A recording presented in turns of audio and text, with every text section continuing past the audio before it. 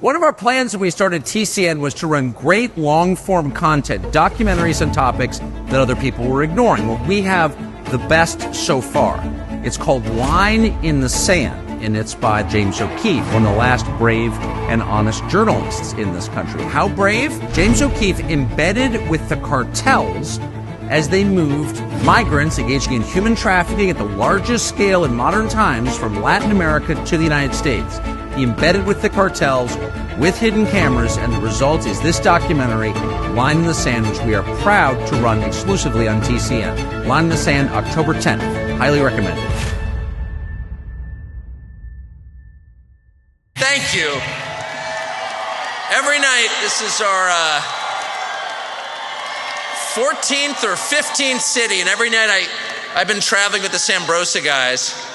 The best, absolutely the best. Thank you all for showing. I'm amazed there's anyone here, given the weather. Thank you. I know this.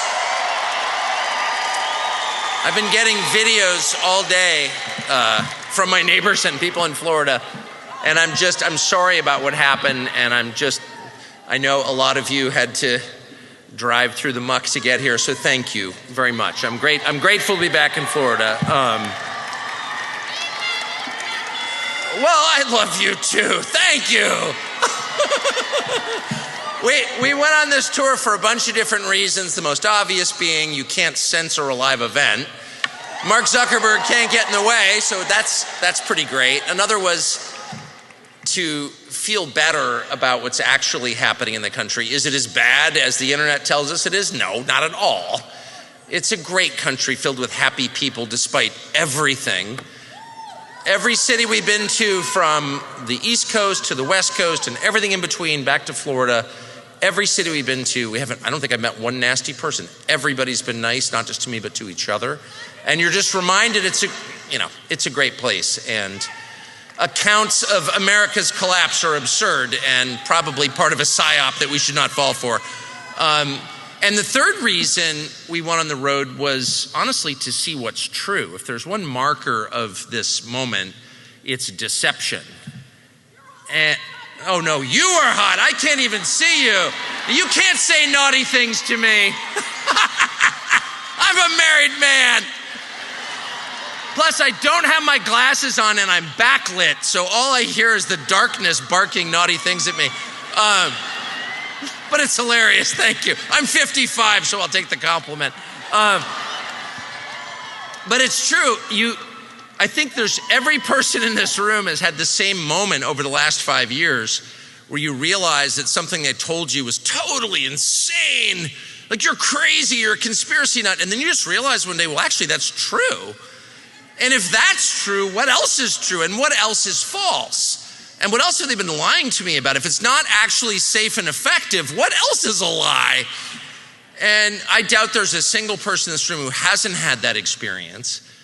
And you go through stages of it, just like any moment of grief. And the first one is thinking, well, am I the only person who realizes what's going on? And you're sitting, like alone in your den at 2 a.m. on your phone, and you're like, oh my gosh. The whole thing is a lie, it's an op, and you feel like you're going crazy, and you think, well, maybe no one else sees this. And then you come to an event like this, and you look around at all these incredibly nice people, and you realize, no, not only am I not alone, I'm not weird. I'm not a freak, I'm not a conspiracy nut. I don't care what Wikipedia tells me. I'm like a totally normal person, and I know that because everyone sitting around me is a totally normal person. People who love their children more than anything. That's not weird. Not only is that not weird, that's the most normal, wholesome, good thing there is. And it's just nice to be reminded of that. But then the next question you have is, okay, if everything I've been hearing is untrue, certainly a lot of the big things are just completely untrue, and no matter how much they yell at me and demand that I believe them, they're still untrue. I don't care what you call me, it's not safe and effective, sorry. So the question really becomes, how do I know what's true? And how do I know what's false? And that's really the point of tonight. Every single night we've had has had a kind of different point, at least in my head, as conceived in the shower. And tonight I've been really brooding on that question, how do you know what's true? And we have two amazing guests. And I think the point of the conversation will be, how do you know what's true and how do you know what's false? And both of them are friends of mine, like actual friends of mine, like late night text friends of mine. But also men of deep experience in the entertainment business. Talk about a hall of mirrors. You think your world is crazy. And they're men of deep faith, John Rich and Russel Brand. So they'll be joining us and we're gonna talk about that. But I was obsessing over this today because I never watch television. We don't have a television, just to try to keep the deception at a low roar in my house. The first thing you can do is throw your television out the window. And then once it's on the ground outside the second floor window, jump on it and then run your truck over it and then set it on fire. And that is a good first step toward getting closer to the truth. So in other words, don't just get rid of it, but destroy it in a symbolic way. Offer it up as an offering to the gods of truth. You're gonna kill your television.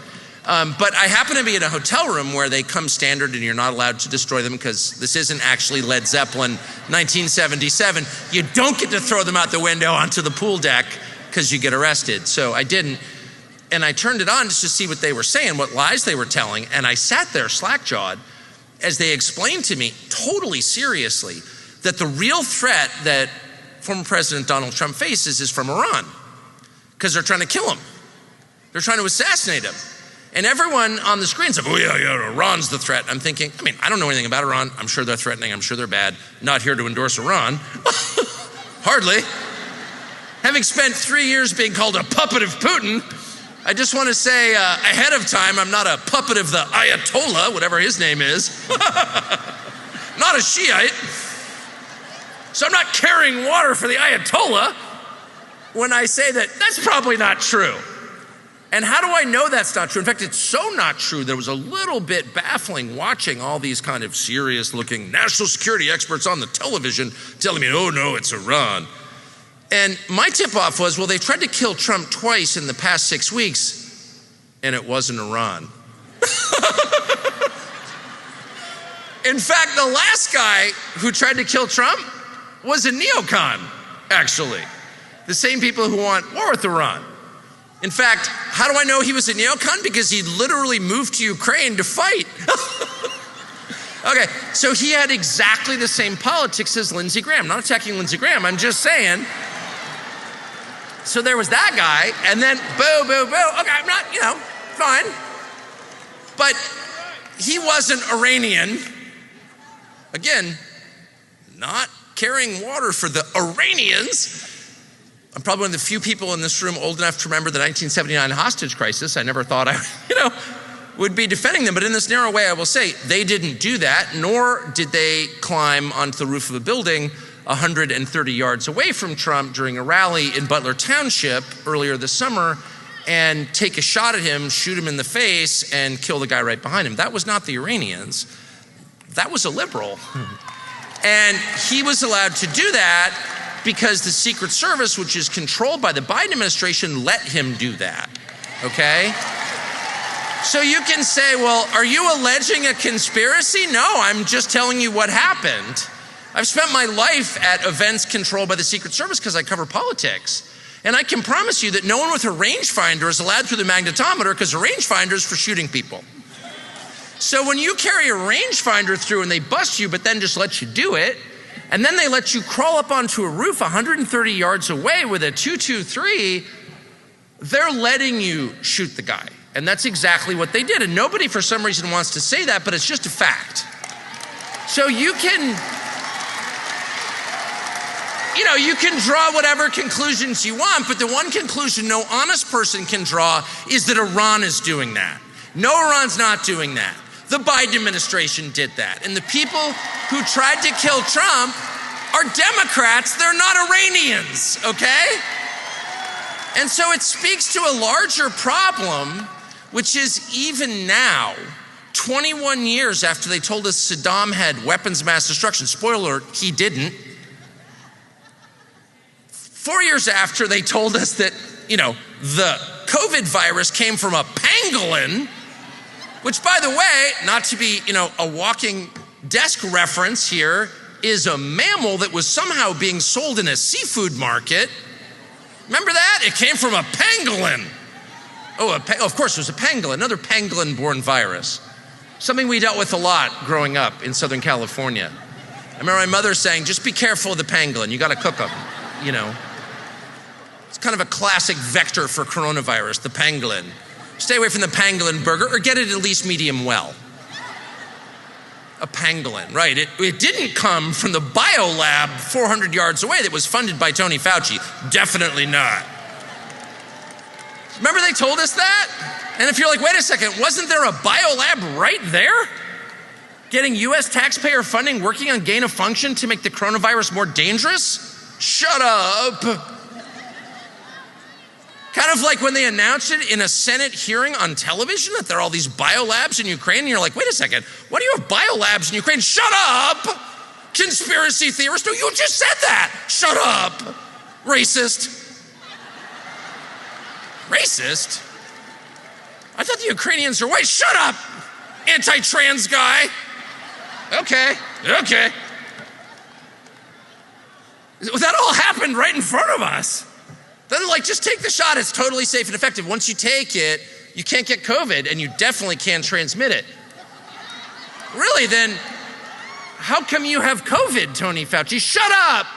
You're trying to kill your grandmother. I liked my grandmother. Shut up! Okay, so all of us saw all of that happen, and at a certain point you gotta think the people telling you to shut up racist, that group, they might not be telling the truth about everything. Just throwing that out there. Like maybe Lindsey Graham's not totally on the level. And yet today they're telling us that Iran is really the threat. It's not the threat that we see right in front of us, which is them, the ones who let them shoot Trump. No, it's a country that most Americans couldn't find on a map. It definitely must be them. And really the only solution to this is to go to war with them. Because the one thing we definitely need is more sort of pointless foreign wars that we're gonna lose. Okay, and you start to realize two things. One, they're not very creative in their lies. They'll just go back to exactly the same lies. And when they do tell those lies, everybody whose job it is to kind of screen for lies, all the gatekeepers, all the fact checkers, the guys who run Wikipedia, the Snopes people, they'll all sort of nod and be like, yeah, that's right, that's totally true. And unfortunately, a lot of people just will sort of believe it. Like some people don't seem to be learning the lesson, which is that you have to decide for yourself. And the first line of defense when you're deciding whether something is true or false is just common sense. Does that make sense? Does that make sense? And here's one way I judge it. So if the Biden administration, which controls not just Trump's security, but also his access to classified information, because they control the intel agencies. So if the Trump campaign wants to know what's going on, they have to rely on the Biden administration to find out. And if they want to protect themselves from that threat, they need to rely on the Biden administration to supply security. That's actually how our system works. I don't think that's a wise system, just saying. But if what they were saying is true, then they would, if they really believed Donald Trump was at risk of being shot out of the air with a surface-to-air missile, that's what they're telling us now, or being assassinated by a Iranian sleeper cell, because I know my neighborhood has quite a few, then they would be providing additional security, right? But they're not. They're providing so little security that he can't have outdoor rallies because they're withholding security. He had to cancel an outdoor event in Wisconsin last weekend because they wouldn't provide enough security. But if you actually believed that one of the most famous person in the world, the guy who's ahead in the polls, whatever they tell you, Trump is ahead, the man most likely to be the next president was at risk of being murdered by a foreign power, you'd probably provide enough security. And if you didn't have it, because they were running around the country protecting Dr. Jill, which is what happened in Butler, Dr. Jill was under grave threat. A lot of people are trying to stop Dr. Jill before she heals again, because as a doctor, that's what she does. Dr. Jill. Don't get me going. How can one woman's ego trip control a nation of 350 million people? It's kind of amazing. But anyway, But if you really believe that and you didn't have enough security because they were with Dr. Jill at a diversity conference in Knoxville, you would bring in the National Guard or maybe the 101st Airborne. You would use the military to protect the future president from murder by a foreign power, but they're not doing that.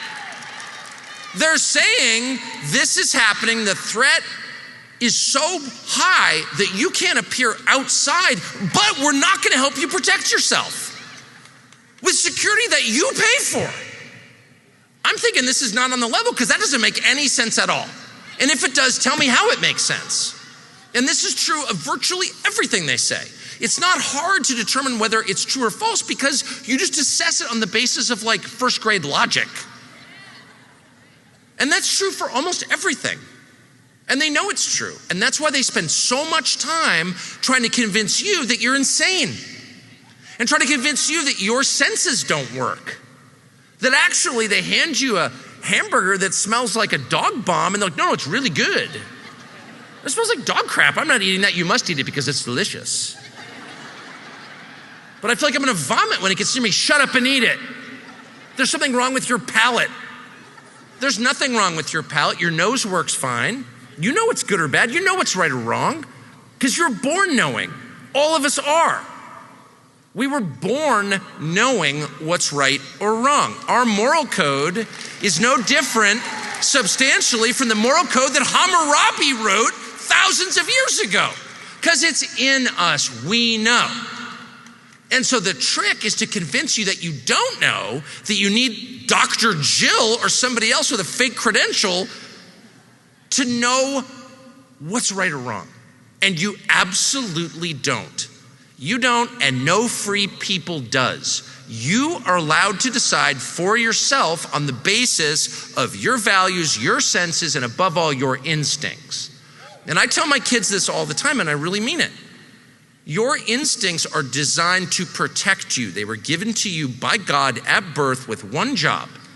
And that job is not to get elected to some stupid statewide office. There's no senator instinct. They're not trying to sell you a reverse mortgage. Your instincts are not trying to get rich. Your instincts only exist to protect and serve you. That's it.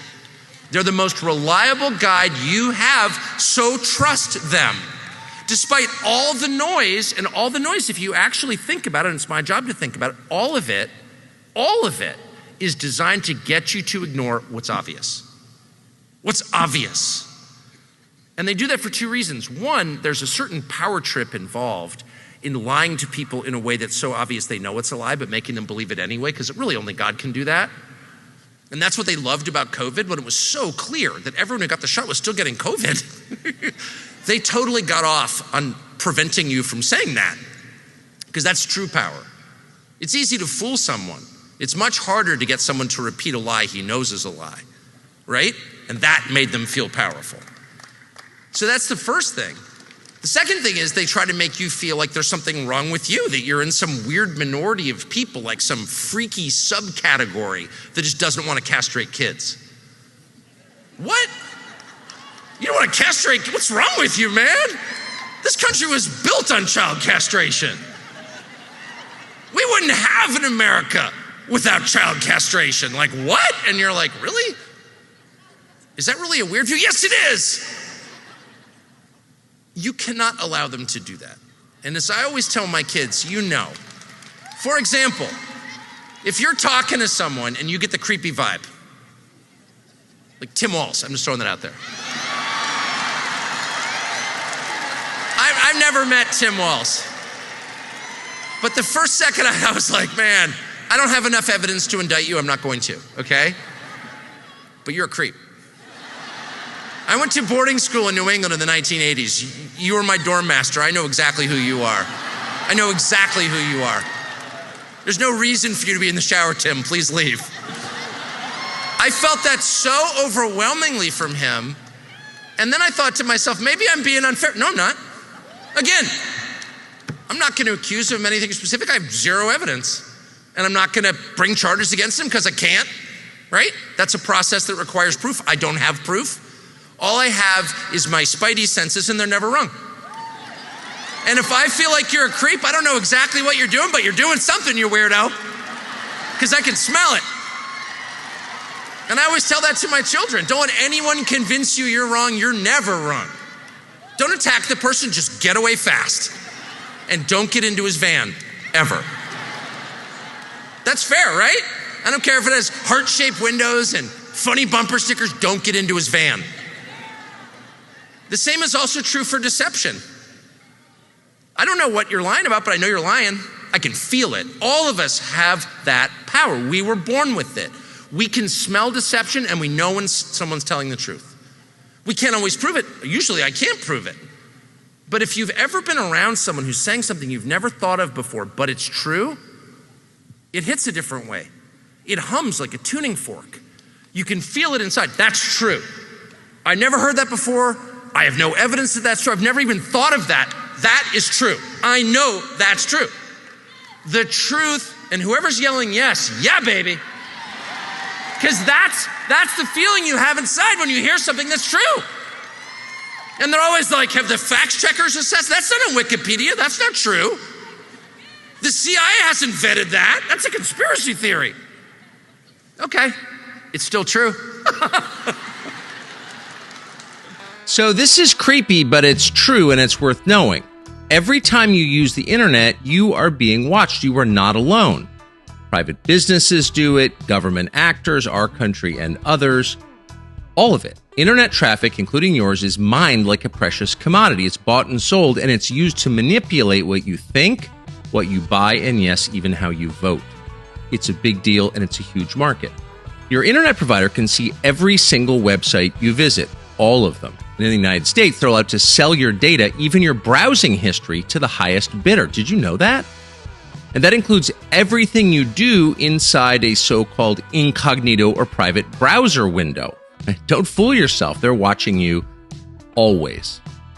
So if you think that should be illegal, obviously we agree with you. It should be put out of business, these companies, immediately. But in the meantime, you should protect yourself. The way that we do it is with ExpressVPN. That's an easy-to-use app that encrypts and reroutes all your internet traffic through secure servers, so they can't see it. Because we use ExpressVPN, our internet providers cannot see our browsing history.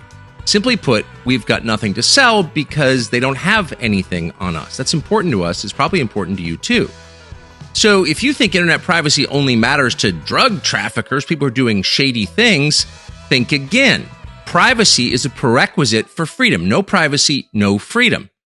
And the truth is, we have all seen how activists and power-hungry government actors have tried and succeeded in getting people fired or even thrown in jail for saying the wrong thing or having the wrong opinions. Protecting your personal data is essential. It's the beginning of reclaiming your freedom. ExpressVPN hides your IP address. That's a number that reveals your actual identity on the internet. It's unique. Because we hide our IP address with ExpressVPN, data brokers can't use it to build a profile on us to sell off to marketers or other governments or our own government. That happens too.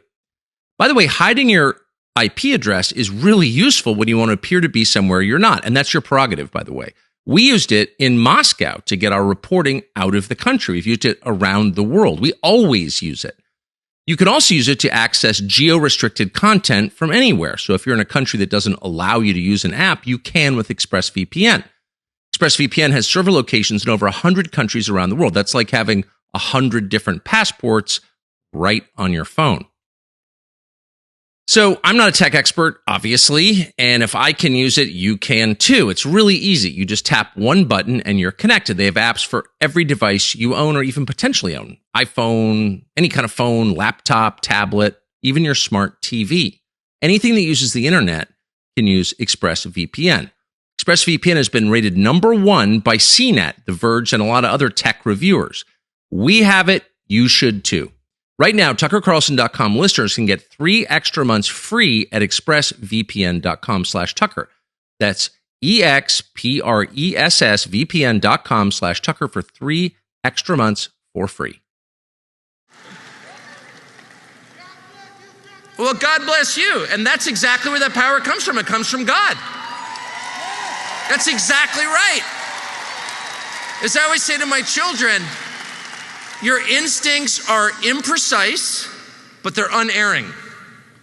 I don't know exactly what you're lying about. I don't know what you're hiding. I don't know what your freaky secret is. I don't want to know, actually.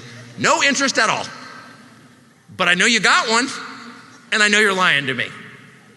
And I'm at this stage in my life, at my advanced age, having, cycled through a few jobs in my time, I've decided I'm just going to say that. I'm going to say that because I really believe it. And I'm never again going to sit there and let them tell me that Iran is the greatest threat when I've been to most cities in this country and they're falling apart, and Iran didn't do that. You did it. You did it. Our leaders did it. The people who run this country let their country die. The mullahs didn't do that. I'd love to blame the mullahs. I wish a war with Iran would fix Reading, Pennsylvania, and Gary, Indiana, and Philadelphia, and New York City. I really wish that. That'd be easy. Just beat Iran and prosperity and self-respect return. No problem. We've got the weapon systems for that. But it's much more insidious, and it's much more obvious. The people who run this country don't care about the people who live in the country. It's literally that simple. And if they did care, they'd have the view, I'm sure, of every single person in this room, which is, I'm not defending Iran, I'm sure it's terrible. That's why I don't live there. I live here. And what I care about is here, because I was born here, and my parents are buried here, and I will be too, and my children will live on here because we're Americans. And we want this country to thrive. And so our focus, our attention, our love is focused on our nation and how its people are doing. That's what we care about. And that's the lens through which we make all judgments. Is this good for my country? And by my country, I mean me, my neighbors, my wife, my children, everyone I know, my generations yet unborn. I'd like them to be born in this country and live the life that I have lived. Will the decision make that possible? Will it help them? And if it won't, I'm not for it. And by the way, anyone who is for it is not my friend. This is not simply a disagreement. You're my enemy. If you don't care about me, if you're willing to walk around this country full of the best people there are, I've been all over the world, I can promise you this is the nicest country by far. You get lost in America, I'm lost. Try being some tourist from a foreign country who can barely speak English. Doesn't matter what country, actually. It can be Liberia or Belgium. It doesn't matter. You show up in some town in Oregon, or even Massachusetts, kind of rough, but even in Massachusetts, I'm totally lost, you say in broken English. And they're like, oh, go this way. They'll help you. Try being a dog in America. No country has ever treated dogs better than America. And if that's not a measure, when you're a dog in America, you've won the dog lotto. Try being a dog anywhere else. It's a dog's life, right? Well, try being right.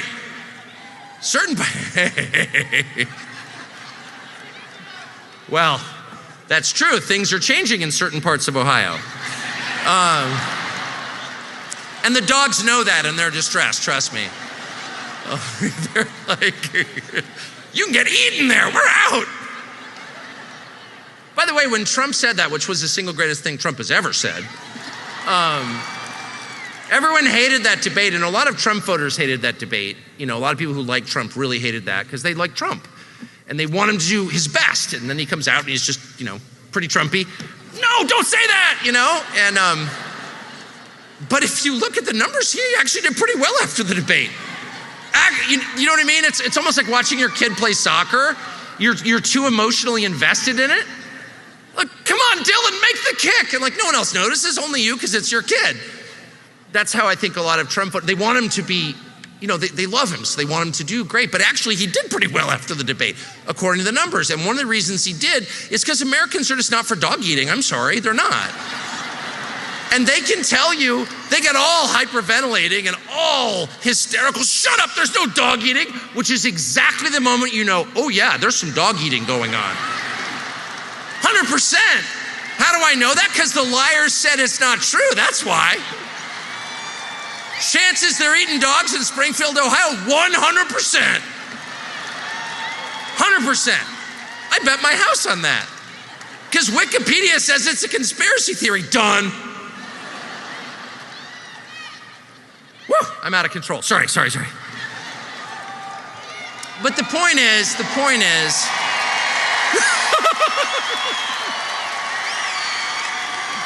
sorry. By the way, most people know that. That's why the moment that just appalled David Muir. I've been in journalism for 33 years, and I can promise you he's a very good journalist based on his abs. It's so funny. It's like, imagine going into any business out of self-love. It's just not a good motive. You know what I mean? Because you want to look at yourself on camera. Every shot of David Muir, he's like admiring his biceps. He's doing this slow rotisserie turn.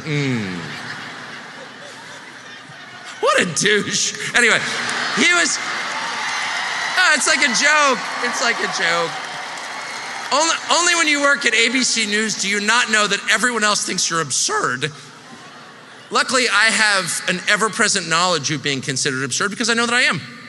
And I know that I am because I've been in hotel rooms for 17 straight nights and they have mirrors outside the shower. And every time I emerge from the shower, I'm like, I'm kind of impressive. And then I see myself, I'm like, what is that? There's like some lumpy primate standing in my bathroom. Like, what the hell? And it's such a wonderful, it's horrifying, obviously. But it's such a wonderful moment because you are a lumpy primate, actually. And it's so good to know that. It's so good to see yourself in perspective. No matter how right you think you are, fundamentally you're absurd because you're not God. And I do think that we should install a series of mirrors outside David Muir's bathroom. And all of them, Wolf Blitzer and all the other Wolf Blitzer. All right, Wolf, let's see you naked. I'm serious, like nobody looks good. I mean, it's just a fact. I don't. I'll just say it. But they don't know that they don't. And it's so embarrassing. Anyway, the point is, when someone's telling the truth, you know it's true. Don't second guess your instincts. They're the greatest gift you've ever been given. And on the basis of them, tell the truth yourself. And tell it without fear. It doesn't matter what they call you. It doesn't matter how loud they yell. When you're telling the truth, you know it's true, and everyone around you knows it too. And there's nothing more liberating than that. And so I hope you will. And so with that, I want to invite the first of two guests. So we're going to have my friend John Rich, who's actually a wonderful man, in addition to being an amazing performer. And then we're going to invite our friend Russell Brand. But first, my friend from Nashville, Tennessee, John Rich. How about a round of applause for America's #1 patriot, Tucker Carlson? I don't know. That's you. It's either you or Ted Nugent. I say it's you, though. I think it's definitely Ted Nugent, honestly. I love Uncle Ted. Been to my house. Wonderful man. So, you are one of the few people, I've been brooding on this truth or falsehood question all day long. You are one of the few people I've ever known, and I'm proud to be your friend, who doesn't ever seem to struggle with this question, what's true and what's false. You seem to know it, and you seem to trust your intuition on this question. Is that true? And if so, why do you trust it? Well, humans don't really have inherent intuition, in my opinion. There's a thing called discernment. Preach! Discernment. Discernment is what King Solomon asked for. And you know, as the Bible says that Solomon was the wisest man that ever lived. Well, okay, if that's the case, I want to learn about what he was all about, because I could use some wisdom in my life as well. And when you see what Solomon was asking for, he could ask for anything. He didn't ask for more money. He didn't ask for more power. He said, give me discernment. I want discernment. I want to be able to tell what's true and what's false.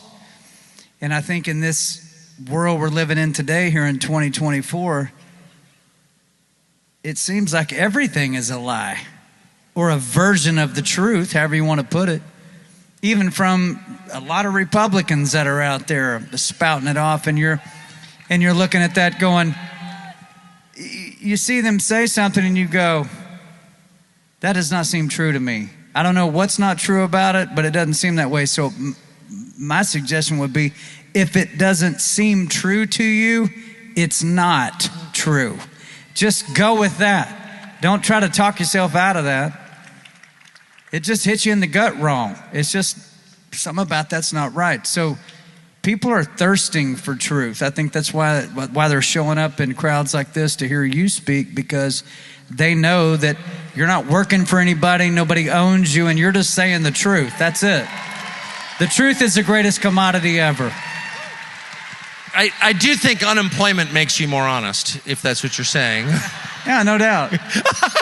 You could definitely lie your way into another great job anytime you wanted to. No thanks. I don't think I'm in danger of being snapped up by CNN. So, what do you live in Nashville, you're in the entertainment business, but you're very, more than any singer-songwriter, entertainer I've ever met, you're very connected with a lot of people. Everyone I ever meet, knows you. Where do you think we are in this race, the presidential race, which is 30-odd days away? Where are we at in the presidential race? I think Trump's going to win. Now,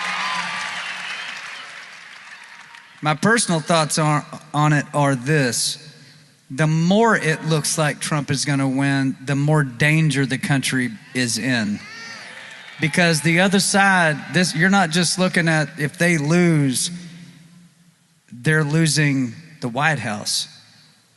They're in big, big trouble if he gets in there again. Because let me ask this crowd a question. Do you feel like you're somewhat even of a different person than you were 4 or 5 years ago as to what you know now? Right? I think COVID was the big catalyst for that, Tucker, that, listen, I was a guy that said, well, if you're a Republican, you're a good guy. That's how I felt. If you're a Republican, you're a good guy. If you say the right thing in the interview, yep. If you say what I think, I'm behind you, man. Let's go. And then COVID comes along and we see how we were manipulated, lied to, and the catastrophic results of those lies, what that yielded in our population. And we saw our own party doing that and realized, hang on a minute, you mean to tell me that this guy that I've always thought was a real McCoy is in the pocket of Big Pharma? What? That can't be true. You remember having that experience? That cannot be true. It can't be. It can't be. And then as time goes by, you realize, oh yeah, it is true, and it is true as a heart attack is true. And then you start to step back from the whole thing and go, hang on a minute, I think this whole thing is playing we the people to their own end, which is something horrible.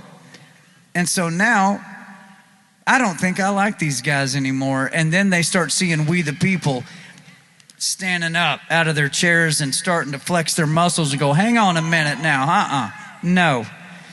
And then you see the intensity of the pushback start to kick in, don't you? Here they start arresting grandmas for praying outside of an abortion clinic.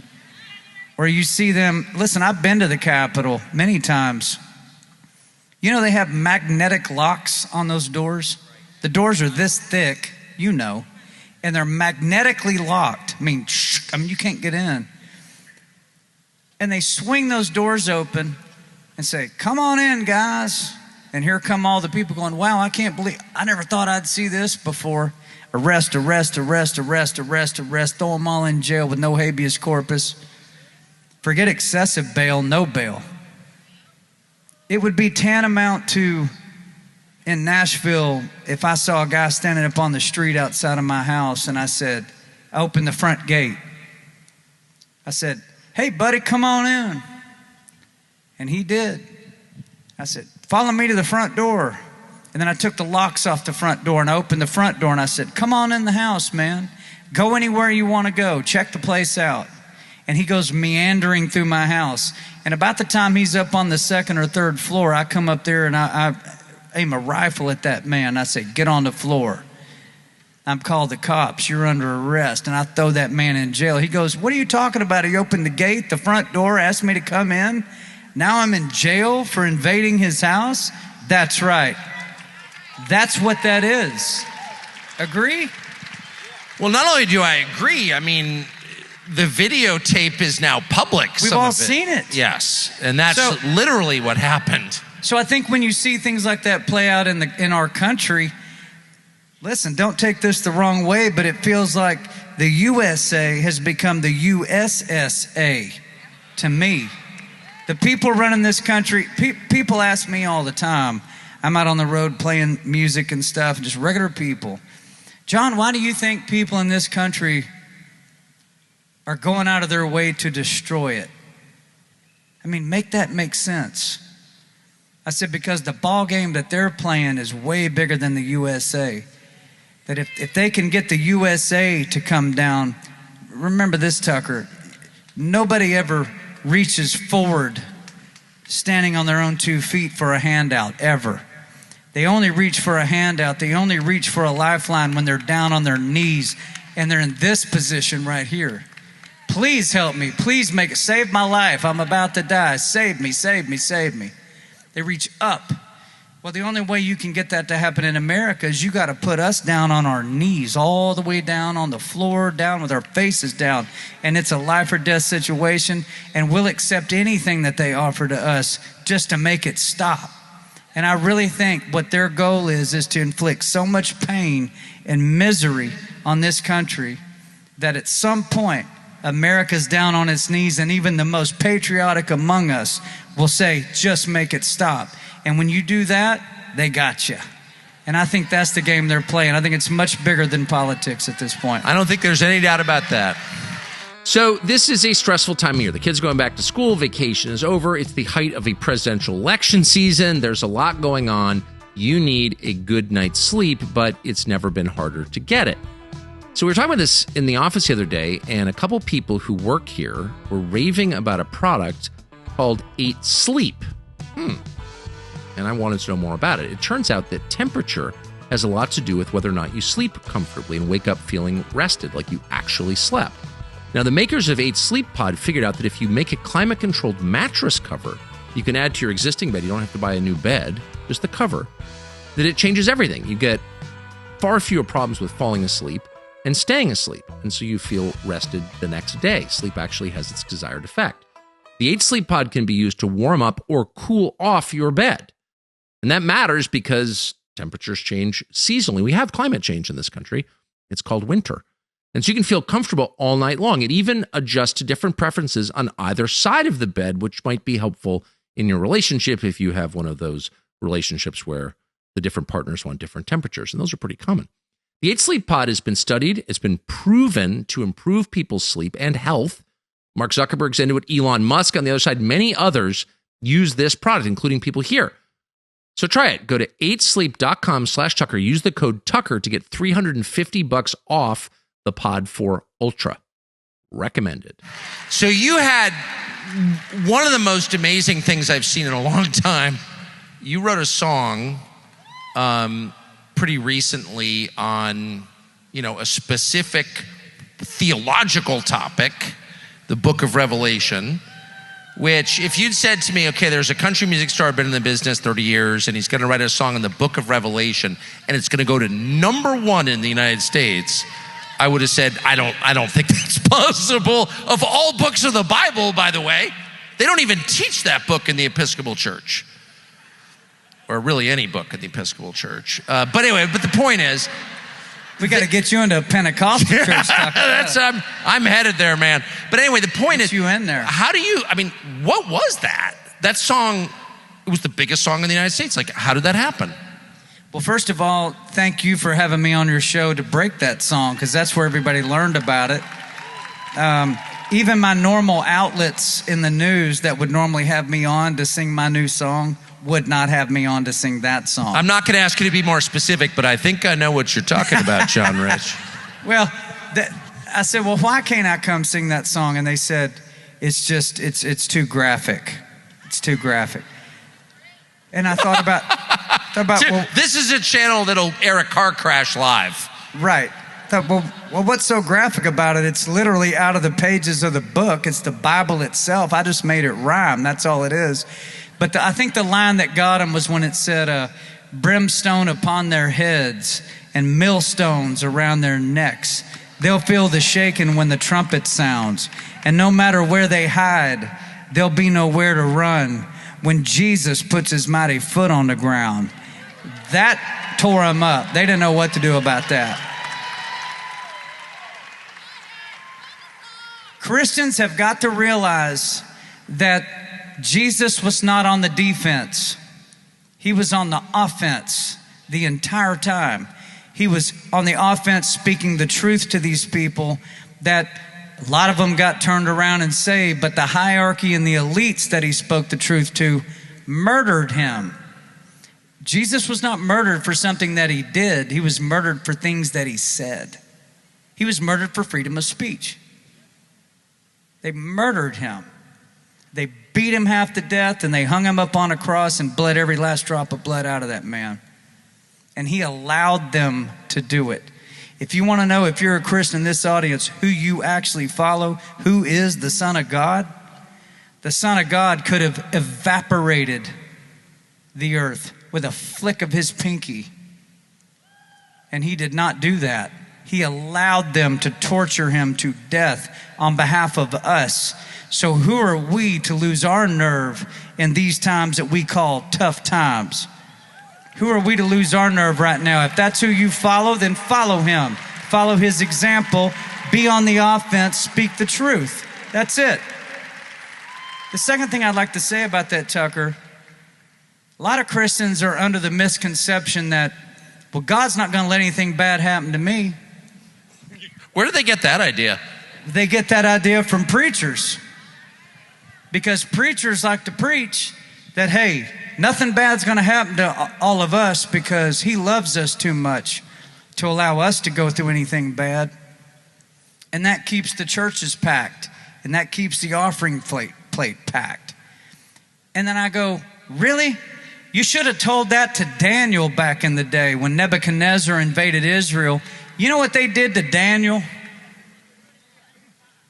I'm sorry, is anybody in this room better than Daniel? Raise your hand if you find yourself to be higher than that man. Nobody, right?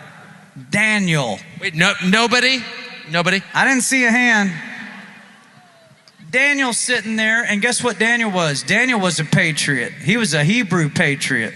He was ready to fight Nebuchadnezzar and the Babylonians to the death. He was ready to go. Nebuchadnezzar comes in there, takes over Israel.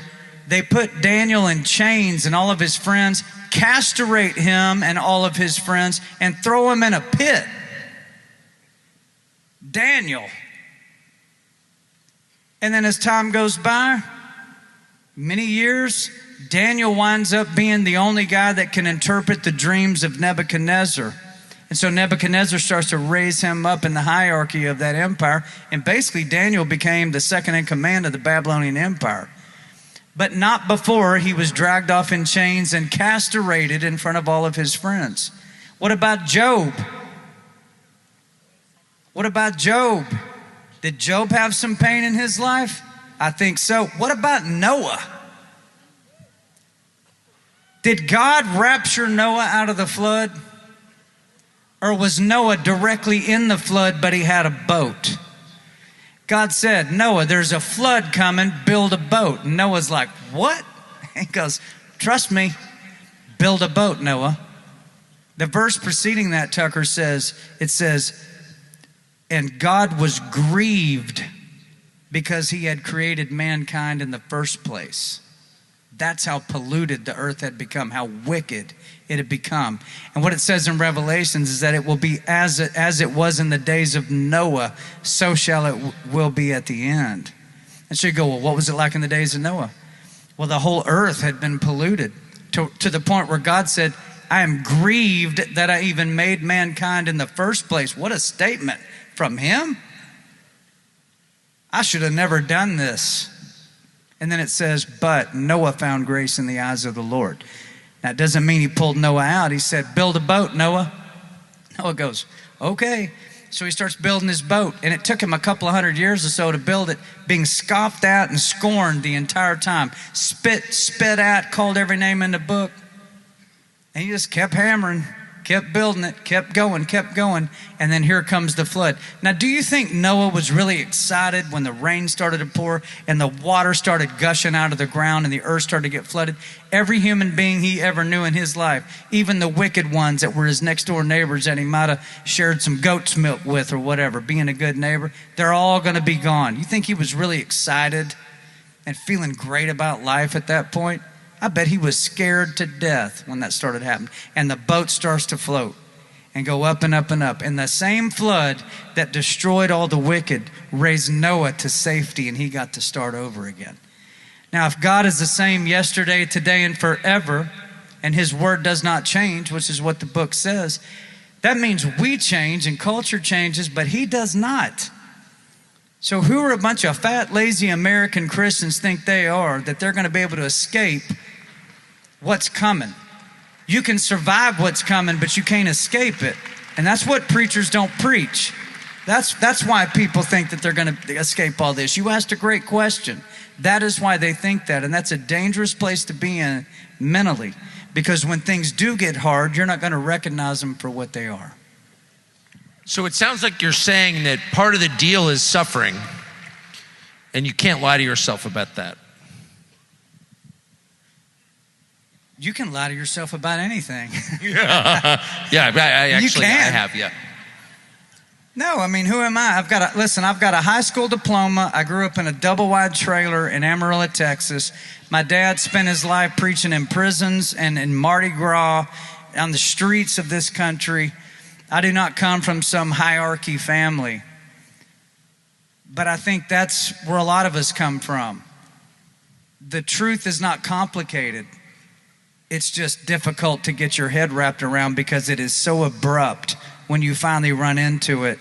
You can't hide from it when you finally see what it is. Most people don't want to talk that way. Tucker will. That's why he got fired. That's why a lot of stuff's happened to him. But it's also why this room is full of people right now, because you want to hear the truth. Just tell me the truth. It is infuriating to know that every day you wake up, everything you hear is either a straight ahead lie or a twisted version of the truth. And to your question earlier, how am I supposed to know what's what? That's where discernment comes in, but you have to ask for that. Human beings do not innately have discernment. That's not something we have.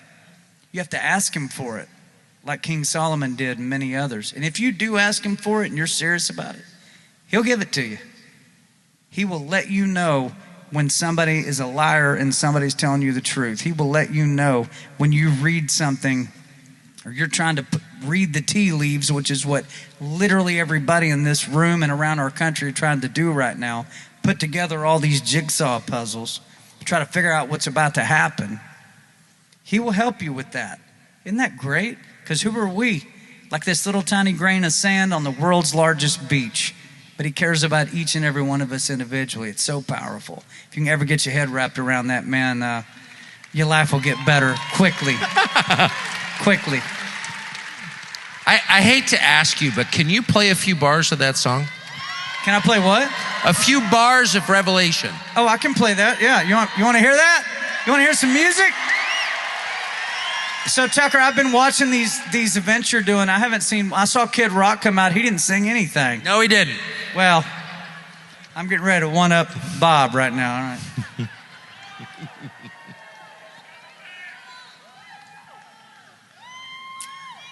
Let's see what I got.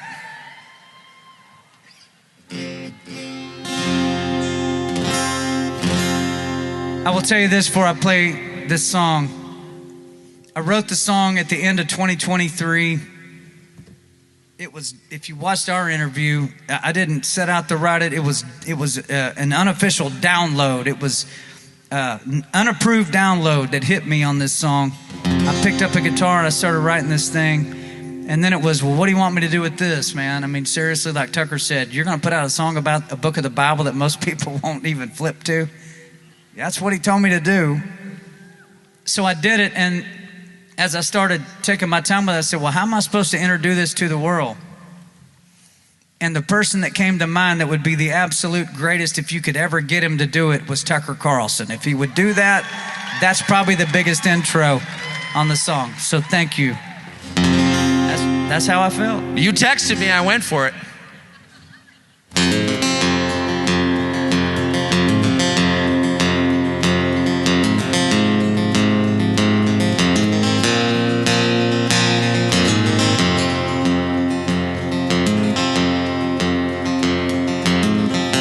Dancing in the flames, the people cursed his name, bowed at the altar of the Father of lies.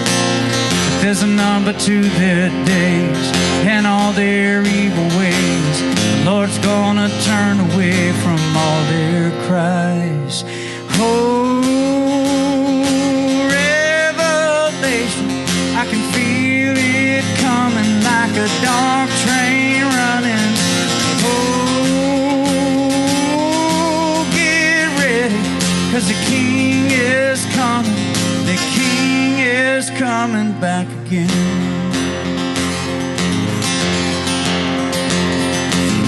Brimstone upon their heads, millstones around their necks. They'll feel the shaking when the trumpet sounds. No matter where they hide, there'll be nowhere to run when Jesus puts his mighty foot on the ground and says, oh, revelation, I can feel it coming like a dark train running. Oh, get ready, 'cause the King is coming. The King is coming back again.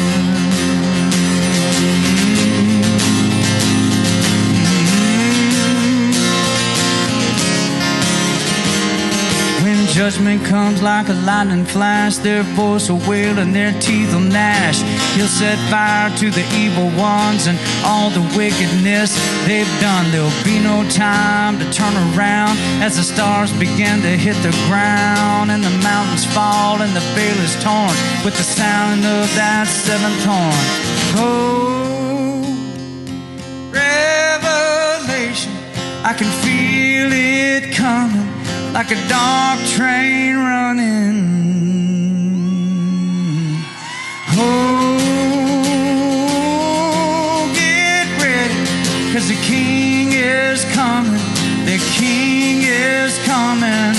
Oh, revelation, I can feel it coming like a dark train running.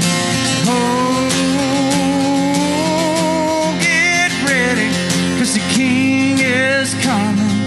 The King is coming back again.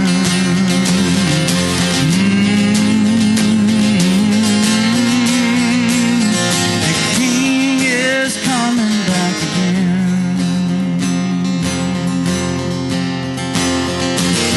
So wrote the prophet John before his days were done.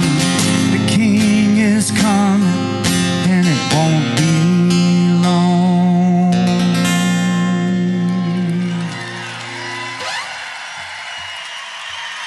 John Rich, ladies and gentlemen. Thank you, Tucker. Amazing.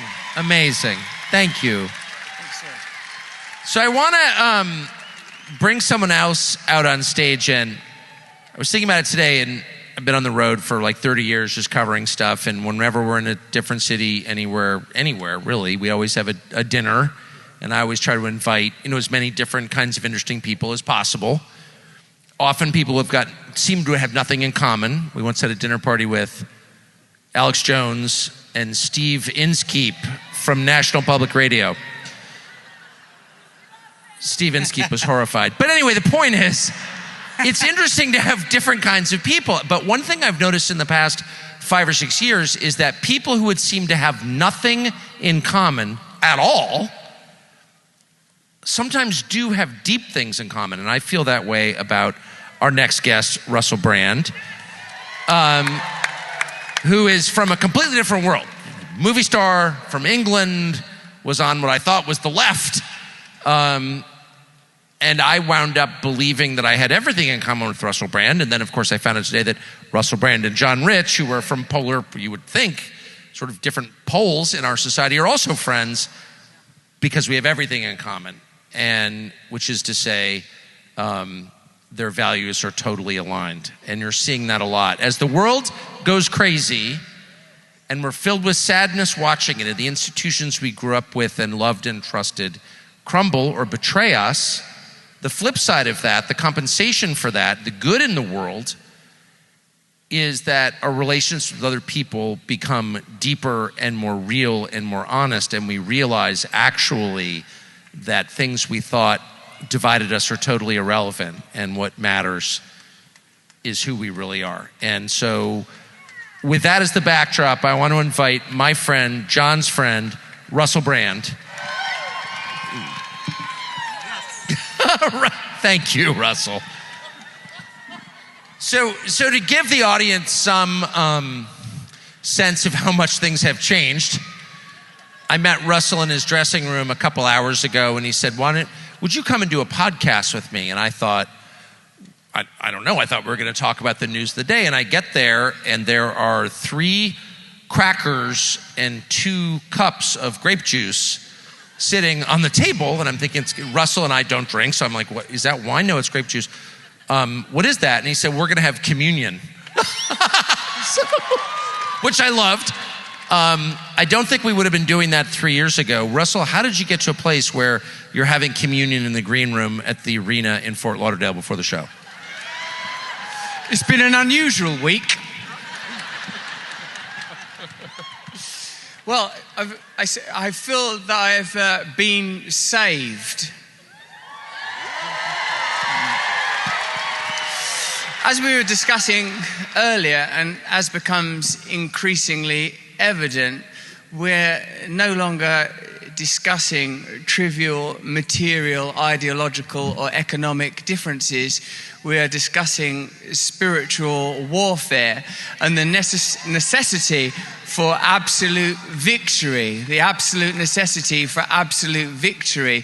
And as we have to overcome the dead former person in each of us and transcend, the same must happen, I suppose, for our culture. It seems that we're at a critical point where sort of tweaks and measurements and levies and tariffs will be insufficient when it appears that a diabolical opponent is concealed behind the mask of globalism. This must be confronted in your country and in mine and across the world. And frankly, John Rich and I have had enough of it, and we've decided to wear a uniform. Well, yeah, I did notice that. We're starting a band. It's going to be good, Tucker. I'm a little out of step because Wait, you know what? If you're going to be in our band, there's something you need. Do you guys like my boots? Now listen, I don't even think he wears socks. He's some kind of hippie guy living in the woods. I don't know. But Tucker, I thought you were an 11 and a half, but I found out you're actually a 12 and a half. Not to brag. You're like, not to brag, but your feet are pretty big. So I don't know if I could hand these over to you. Oh, my word. If you're going to be in the band, you need some of those redneck Riviera boots, buddy. What do you? Those are 11 and a half. So maybe I could send you a pair that fit. Maybe we should give those away to the audience tonight. Somebody wants them. I don't know. Maybe we'll have a raffle after. Join us backstage for bingo after the show. Those would look good on your feet. Those are amazing. So I don't know. If you're going to be in the band, I mean, Russell, when are we going to write our first song, man? That's the real question. Probably over the course of the evening, I would have thought, to celebrate the wonderful people of Fort Lauderdale. Well done surviving that hurricane. Well done surviving everything.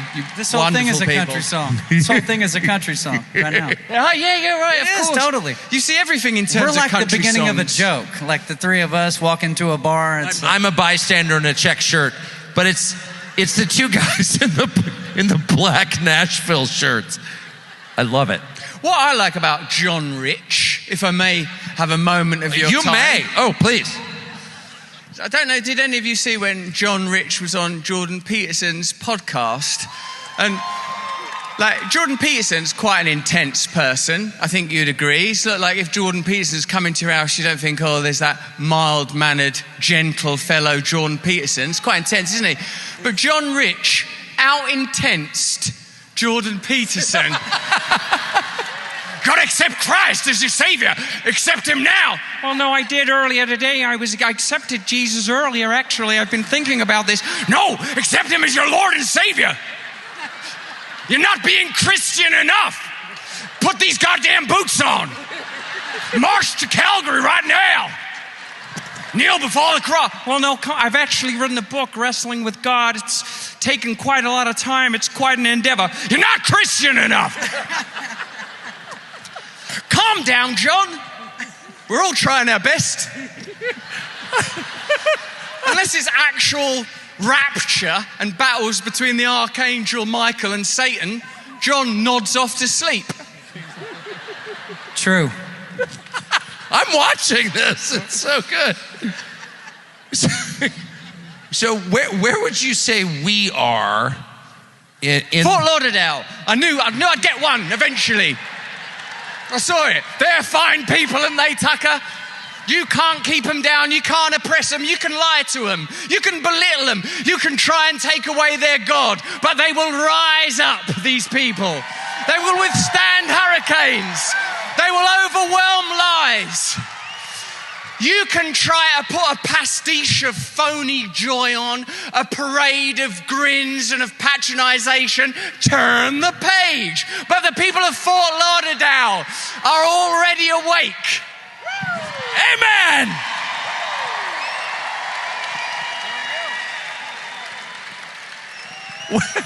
Get her done. Get her done.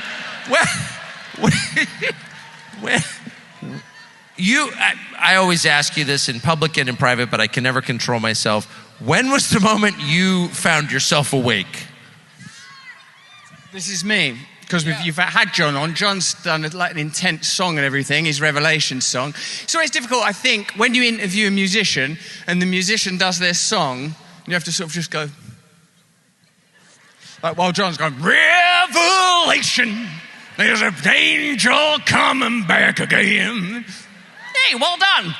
It was amazing. He is amazing. Is that the Rage Against the Machine version of what I sound like? What is that? Russell, come on. It's going to work, this band, eventually, I think. Try and get the boots on now. What are you going to play? Yeah, I mean, frankly, I was just going to stand in the background and just hope that not to get overwhelmed by it all. Now, when did the awakening happen? And the awakening is continually happening, Tucker, isn't it? Because this is I suppose I will say this. When we have these conversations and you sort of say that you're from the right and like you've worked in legacy media all those years, and actually when I'm talking to like John Rich on a recent podcast that we chatted, me and John, I love John because I love his intensity. You look at him, he's like even now I can feel his eyes boring into me. You're not being Christian enough. I'm trying. This is as Christian as I can be. It's not good enough. I'm from England, so I don't know what goes on I don't understand your country. I don't understand anything. If it was I thought it was fantastic when Barack Obama became president of your country. I thought that's fantastic. Fort Lauderdale.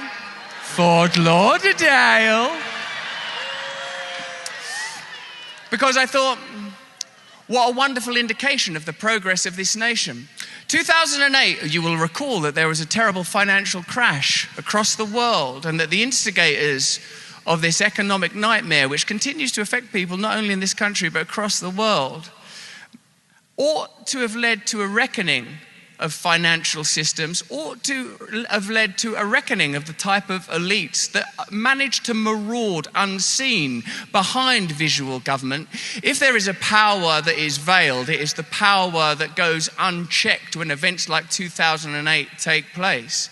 I never would have considered myself a person that would have even conceived of voting for a Republican of any variety. For me, my memories of the Republican Party is like George Bush and Cheney and Iraq war and weapons of mass destruction and needless loss of lives of Americans and Iraqis and British people and people across the world as a result of those conflicts. We're now beyond partisanship.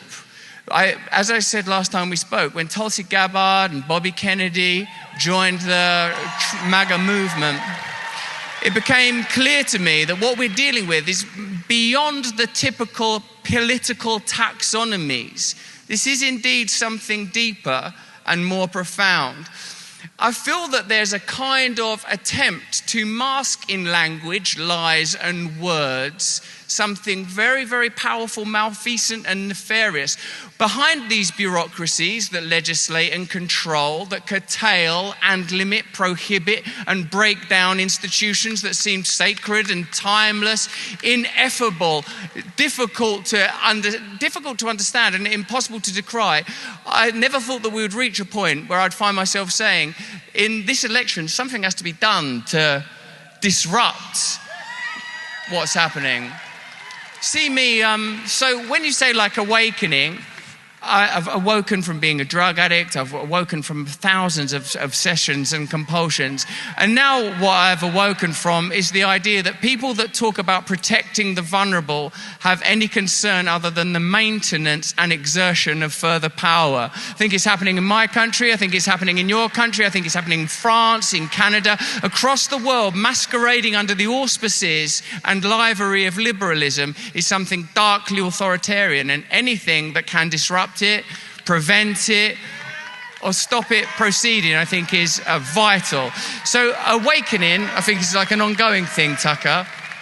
We hear a lot from viewers about big tech censorship, and those reports are more frequent than ever right now. Censorship meaning shutting down your access to information, not lies or misinformation, but true things. It's only the truth that they censor.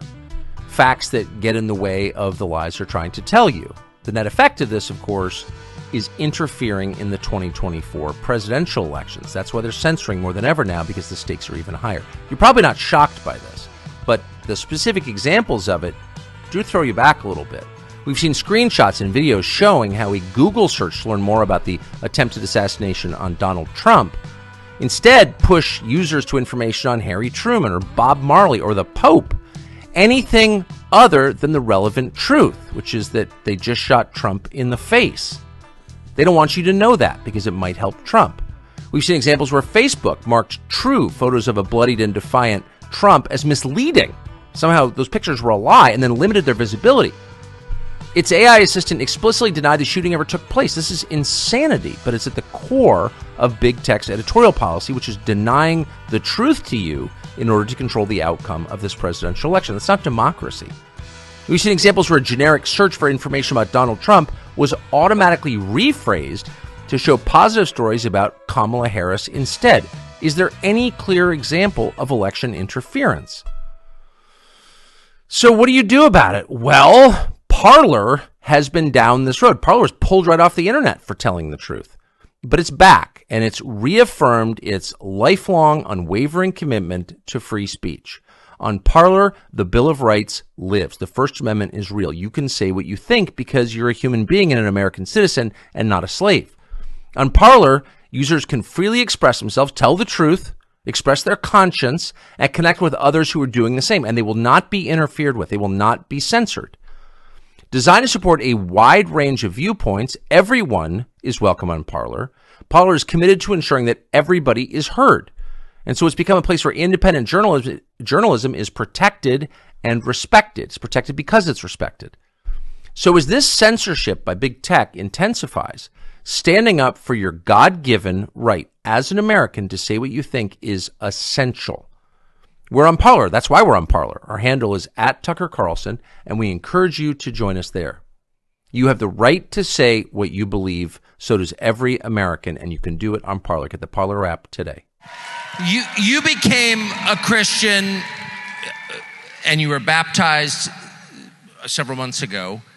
It does seem like you're not the only one. It seems like people, well, I'll speak for myself, who grew up in a completely secular world, are all of a sudden seeing that there's more out there than our five senses can perceive. Do you sense some kind of Christian awakening in our society, in the West? Or is that my imagination? I don't think it's your imagination, although you've got a wonderful imagination, Tucker. No one would deny that. That's true. I was listening at the side of the stage to John's beautiful song, and for a moment I did consider that perhaps I suppose people are pondering this now. Maybe we will be alive for the return of Christ, for the physical, actual return of Christ, for the second coming. Because I can't imagine how long things could go on being so subtly Luciferian without opposition. Yeah, it seems like there's a Christian awakening. Yeah, it's evident. The more that I learn, the more that I read scripture, the more that I listen to people that know a lot more than I do about this subject, and the Lord alone knows there's enough of them, the more it seems plain and evident to me that we are at some kind of precipice, at something of a reckoning. I don't know what it's going to augur. I don't know what will be born. I don't know what's coming forth. But something in me believes that it is not the dystopia that is being currently imposed. I think that something significant is happening. Like when my earlier encounters of Christianity, I've felt like it was a sort of a placebo, a panacea, a palliative, a kind of offering to dumb you down and to distract you. I don't know how I managed to avoid the deep and profound truth. I don't know how. I suppose it's because of this, like we were discussing earlier. If someone says to you, do you believe that God came to earth in the form of a man and died that you could be forgiven and redeemed and rose again that you may live in eternity? My rational mind, coached as I have been by a culture, the apostasy I commit now is the apostasy of a culture that increasingly we're realizing is appalling and disgusting. Every day there's another story, whether it's Epstein or tales of Hollywood, corruption and debauchery. For me, to go beyond what my rational mind, such as it is, can understand, to believe in order that I can receive, to believe and accept that Christ died for me, that he died for each of us individually, died for all of us collectively, that's beyond my comprehension because my comprehension is so limited. It has brought me a peace beyond all understanding. So I want to ask each of you, I want to ask you to flesh that out. And John, for your response, you said you sense that the dystopia that's building, and it's obvious, I'm not even going to describe it, but the centralization of power, the intense anti-human impulses that our leaders seem to have, the main goal seems to be to hurt people, prevent them from having children. By the way, if someone doesn't want you to have children, he hates you. That's the measure. When you love someone, you love your children, you want them to have children. If you don't want people to have children, you hate them. Really simple. So you see all of this happening globally at the same time, and you feel like, wow, in 10 years, this really is going to be a totalitarian global state. But you're saying you feel that's not actually the future. In your gut, you don't think that's going to happen. Yeah, I can't believe that that is what's happening, and that's not what's prophesied. Everything that's unfolding, and again, I'm very new to this. You know, like, I've only been Christian 6 months. I've been under quite a lot of pressure.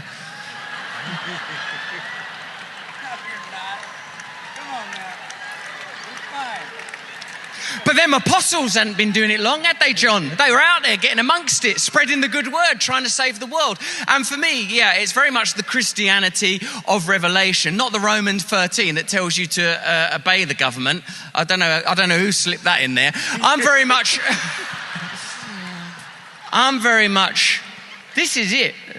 This is it. This is what we're here to do. This is it. It's happening. It's unfolding before us. So, can I what was the question, Tuck? Because I've got so excited by the people of Fort Lauderdale. The question was, we're in an ice hockey rink. There was a glimmer of There's hope. cowboy boots on the stage. How are we to make sense of this? You're wearing gingham, as usual. I only have one shirt, and I wear it every day, and I'm really happy with it. I wear it fishing, shooting, sitting on stage. It's the all-purpose shirt. Highly recommended.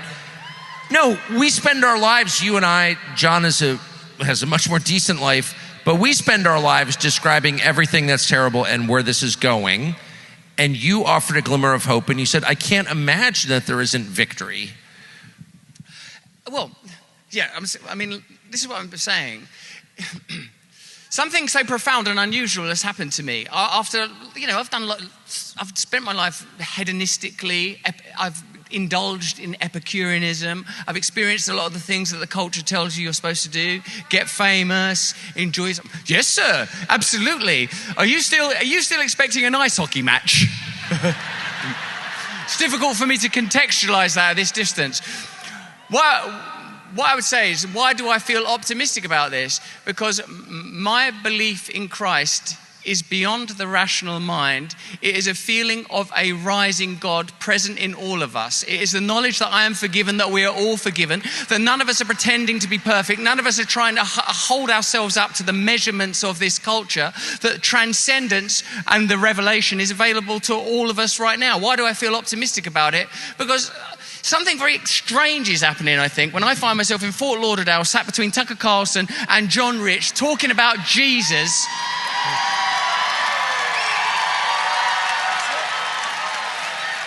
Jesus. Yeah, he'll work it out. We don't have to do anything anyway, do we? We can just relax here and try and force Tucker Carlson into those shoes. Well, you brought up the word dystopian. You know, I think in a lot of our minds, we read the book of Revelation and we envision what the world must look like when that book is playing out, and it looks like a apocalypse movie to us. But it won't look like that. It does not say that. It says, back to Noah, as it was in the days of Noah, so shall it be at the end times. And it says, in the days of Noah, they were eating and drinking and marrying and giving in marriage. They were going on with regular life. The world was not falling apart. It was just wicked.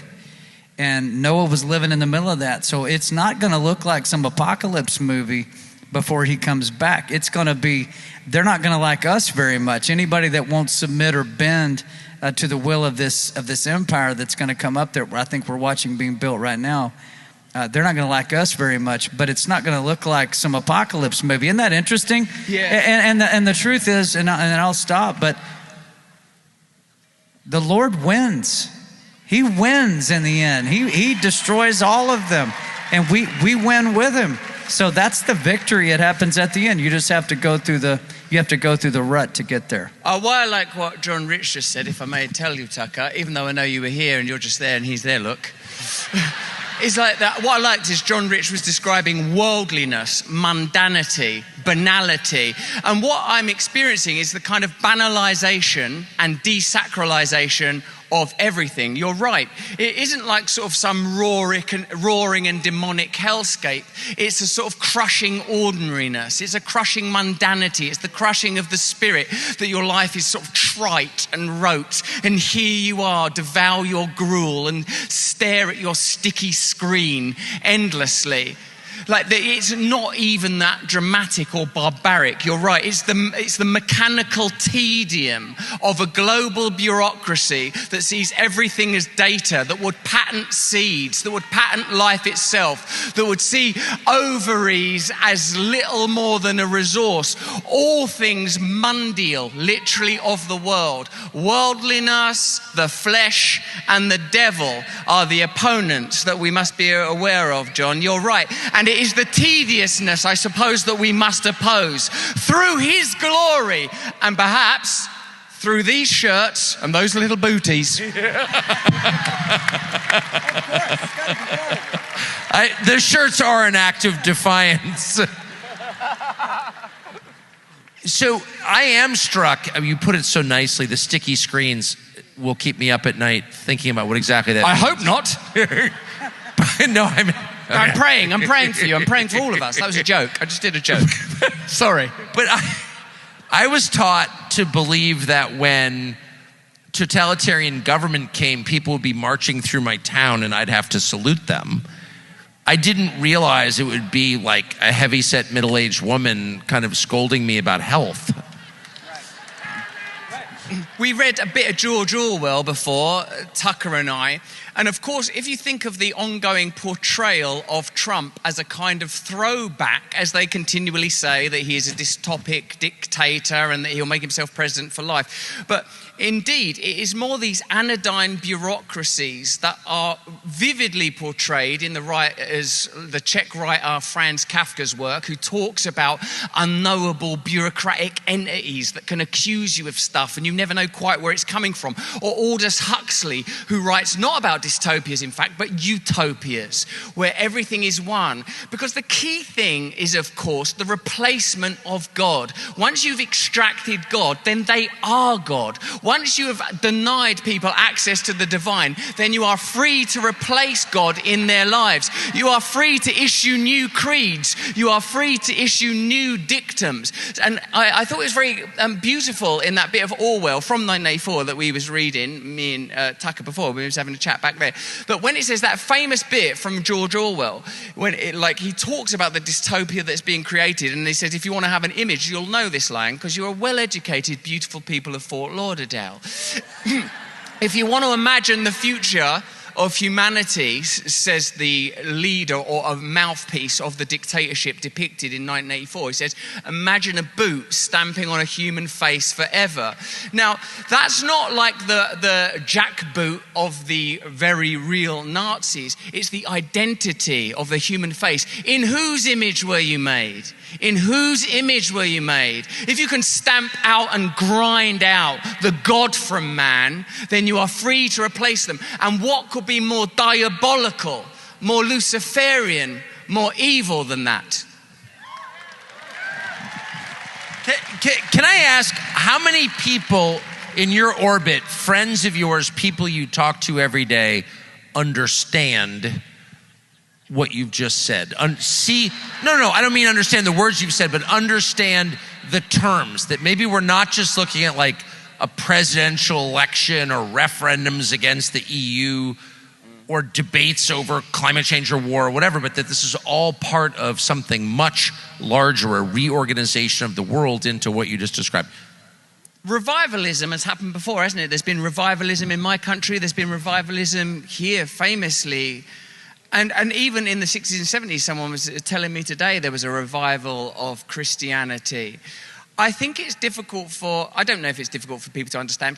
We used to think that the counterculture was going to provide rebellion, radicalism, anti-establishmentarianism. That's in fact the place where you and I met was, I mean, not literally, but I mean sort of spiritually, as it were, was you don't trust the establishment, I don't trust the establishment. People saying, oh, when did Russell get red-pilled? And when, Russell, you are a Republican type stuff. Because I believe in individual freedom. I believe that the government shouldn't get involved. I feel like want to just leave people to hell alone. But what the difference is, or the distinction is, I suppose, that, I've adored countercultural figures that have come out of your country, civil rights leaders. These are like magnificent people, often, curiously enough, deeply religious people that are willing to sacrifice their lives for a higher good. I think it's hard for people in my circle, as you ask, to equate Christianity, which has somehow been, through slander, through hyperbole, through blasphemy, reduced to something, I don't know quite what it's been reduced to, banalized, criticized, blasphemed against. I don't think people recognize that within it is the key, the door, the path, the light, the bread, the vine, the salvation that we require is all embedded there. You can't sort of solve it within this paradigm. You can't solve it with this versus that. You can't solve it with rationalistic and materialistic means. I'm not surprised that they still look to the counterculture, that they still look to, no disrespect, men with guitars, because maybe you are the man with the guitar to do it, John. That they still thinking that the culture is somehow going to generate some solution. But for me, it's not that. But I can hardly condemn people for not recognizing that the solution is to be found in Jesus Christ, our Savior, because, 6 months ago, I'd not been baptized. 6 months ago, I didn't know that I was chosen. 6 months ago, I didn't understand my heritage. 6 months ago, I didn't understand the simplicity of this. And my literal prayer in this moment is that people will join this awakening. People will join this awakening. And for that to happen, I think we have to be so open-hearted with love. It has to be clear, so absolutely clear, that this does not run on hatred, that this does not run on condemnation, exclusivity, or racism, or damning, or tribalism. We have to recognize what he taught us. We have to recognize and live his final words. Love God with all your heart and love one another. Love one another. It isn't easy to love one another, is it sometimes? Is it, John? Sometimes. I love your point about the counterculture. I'm really.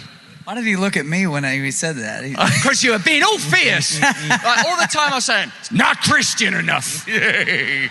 I never said that, by the way, Russell. Well, I'll say the counterculture is not counterculture enough for me. And I've noticed that all the counterculture figures, no offense, the guys who wear black shirts in general, and are telling you how radical they are and dye their hair blue, they all seem like bodyguards for BlackRock to me. And they all seem to be on the side of the defense contractors. And Dick Cheney just endorsed Kamala Harris, and she likes it. And no, I'm serious. And they all seem, I mean, for all the radicals running, I'm so radical, I'm a trans person. Really? Why does no one mention that they're loaning money at 30% interest and like half the country's enslaved by the credit card companies? No one ever, you're not allowed to say that. And when Donald Trump said that the other day, which you're absolutely not allowed to say, he's like, well, maybe we should just, I don't know, cap the interest at 10% at some point. Because we used to put members of the Genovese family in prison for loan sharking at the rates that the credit card companies are charging. But you're not allowed to say that because you're like a socialist or something. That's sick. And I guess I even feel guilty just having grown up in a world where like to criticize a credit card company was like blasphemy. But I guess if you were thinking about what's best for people or flip it around what's really bad for them, being deeply in debt to a bank is not freedom, it's slavery. And people who are getting rich from slavery are bad people. And I don't know why you can't say that. And when Trump said that, and maybe who knows, I'm sure AEI and all the other supposedly conservative think tanks in DC are like frantically issuing white papers paid for by the credit card companies to tell you that he's actually Hugo Chavez for noticing. But it's still true. It's still true. And if you were actually counterculture and in a world where the culture is really dark and anti-human, you should be, then you'd be saying stuff like that. You wouldn't be flacking for BlackRock and Boeing, and you wouldn't be psyched when Dick Cheney endorses your pathetic status campaign. And so like, I don't know, I'm hoping for a revival of a counterculture a little bit. Conservatives are the only real outlaws still left in the United States of America. We're the real outlaws. So, sorry. And by the way, I'm not a socialist. 30% on a credit card? Why is that not embarrassing? If I lit a Marlboro in a restaurant, I'd be arrested. But if you get rich charging 30% on a credit card to poor people, everyone's like, oh, that's so great. It's not great. It's disgusting, and you should be ashamed. I've got a lot of friends that are Democrats in the entertainment industry that are, big time liberal guys. Bernie Sanders liberal that are friends of mine. Comedians I know you know a lot of them. Singers, songwriters, people like that. And they see how bad things are getting in the country, and they'll call me up on the phone, sometimes even come over to the house and want to sit down and talk to me. They're so upset about what they see going on, but they just can't get themselves to think about voting for Donald Trump. And so they asked me, how do I get over this, man? Because I just don't like the guy. I just don't like him. And so my answer has been this, and I think this is an important thing for people to hear, because I'm sure everybody in here has family members that have that feeling, and neighbors and friends and maybe even kids, right? We all know a bunch of them. So here was my answer to them. The system is evil, and the system is trying to murder Donald Trump. So who does that make Donald Trump? That makes him the enemy of the wicked. So it doesn't matter if you like everything about him. They hate him, and they're wicked. So that should be enough for you to understand he's your guy. It's a logical thing to come to a conclusion, I believe. That's how I've been talking to people. What do they say? It's pretty simple, right? Well, they say, well, that's a good point. I go, no, that is the point. I said, Dick Cheney is a bad guy. Kamala's a bad girl. Lots of bad people all getting together from both sides of the aisle to try to take this guy out. That means he is not part of them. By default, he is not part of what they are for. I think it's a simple argument. I mean, Russell, dude, you talk like a thesaurus, man. I mean, I wish I could record it. I always learn new words when I hang out with Russell. You know, eighth grade was a long 4 years for me, I'll be honest. But, you know, I write simple country songs. But I think that simple answers and logical conclusions will unravel the complexities of these people's minds when they are just tore up. They know things are going wrong and they don't like Trump. What do we do about it? I go, listen, the system is evil. The system is trying to murder him. What does that tell you about him? He's the enemy of evil in our country right now. Can I say one thing about Trump? If Trump did no other thing throughout his life but drive Dick Cheney to the Kamala Harris campaign, that would be enough. And I just want to apologize. I want to admit that I spent years defending Dick Cheney, that I was wrong, and that a lot of people I liked and respect defended Dick Cheney. It's not even about Dick Cheney the man. It's about the worship of violence for profit, which is totally immoral. It's totally wrong. And a lot of us were cowed into pretending it wasn't wrong. It is wrong. And we're not allowed to kill people except in self-defense. That's true. That's always true. And we can argue about what self-defense is, but if you find yourself killing people because you're making money from it, that is murder, and we should never defend it. And I don't care what party is doing it. I don't care what they tell you about their motives. That's totally wrong. And I feel ashamed for the countless times, and you can look them up on freaking YouTube, which exists just to shame me. But the many times when I defended that, and I do feel shame for that, and I'm really sorry I did. But thanks to Trump, intentionally or not, now we see the clear outline. At this point, 21 years after the Iraq War, if you're on Dick Cheney's side, you have no excuse, actually, period. And now he's with her, and we got, I don't know, Bobby Kennedy and Russell Brand. I think it's a pretty good trade.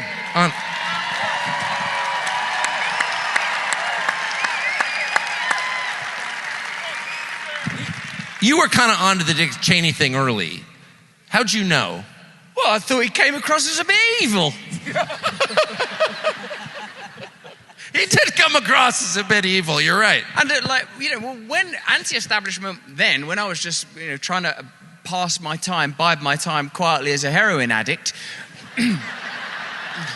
was that when people went to war on false pretenses, and it was clear that it was to some degree a corporate endeavor, and you'll notice that the British have never been guilty of colonizing a planet.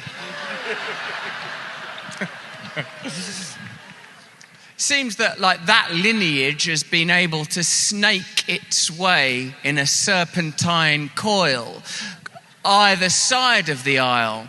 The beast is lithe. The beast moves easily through the institutions.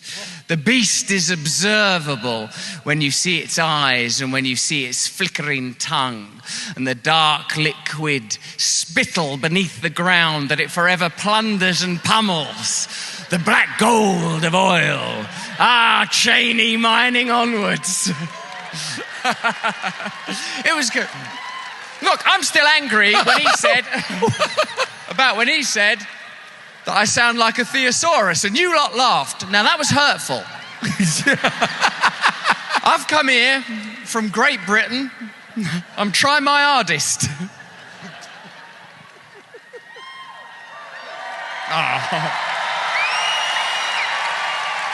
Can you do something for me? Can you just say, I just want Russell to do this for me, just for my own entertainment. Can you say, to be or not to be? That is the question. I got to hear it in a Russell Brand fashion. To be or not to be, that is the question.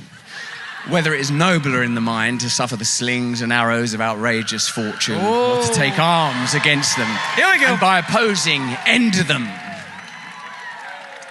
Yeah, I used to know a lot more Shakespeare, John, but then I started hanging out with Republicans.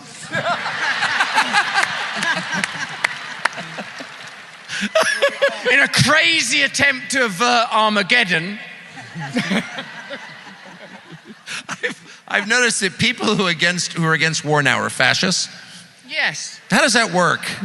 If you're pro-free speech, pro-health, particularly the health of children, if you're pro-opposing globalism, corporatism, the excesses of big pharma, the exploitation, an evident and obvious lie that took place on a global scale during the pandemic, the shaming, blaming, condemning and interning of people across the world, potentially the poisoning of hundreds of millions of people, if you oppose this, if you oppose the machineries that facilitated it, advocated for it, that were quite willing to condemn people of all hues, colors, cultures, and persuasions, call people the vilest names, condemn them as racists or worse, simply for opposing the excessive force of a state that's supposed to exist entirely in your service. During this time, yes, this was a large part of my awakening. If you can't hear the sirens then, if you can't see that that is a call, a clarion call, a harbinger, if you can't see that that is the moment where the skies are darkening, bruised, if you can't hear the trumpets then hear them now. For surely something large is upon us. Surely some slouching beast is coming towards us, awaiting to be born, unless we can oppose it duly. What I'm trying to tell you is that I'm not a regular Trump voter kind of guy. I'm not allowed to vote at all, actually, because I'm from England. Although, maybe, because apparently I don't need no ID, could just show up. Everybody else is doing it. You should too. Come on, man. Are you going to try it? Hello, I wonder if it only works if you vote for a particular candidate. Then sort of come round again with like a John Rich handlebar moustache and try and vote again.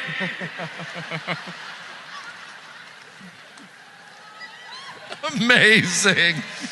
I'm just here in your wonderful state to have a bit of fun, to spread a bit of love. I'm here to be lovely to you. What I think about, Tucker, what I try and think about, because remember I'm a show-off for a living, like I'm a comedian. I used to be in films in Hollywood, don't you know? Oh, I saw some things. Now, I try to remember that I'm here, firstly because you asked me to come here, and if you ask me to do things, I try to do them, because you're a beautiful person, and I care about you, you're a beautiful man. And also because I think that you deserve some joy and some love. I'm here because I want to entertain you and amuse you and make you happy and be truthful and authentic before you. It's a great privilege to have that opportunity. Before everything, I was just trying to eat in the world, but there's never enough to eat here.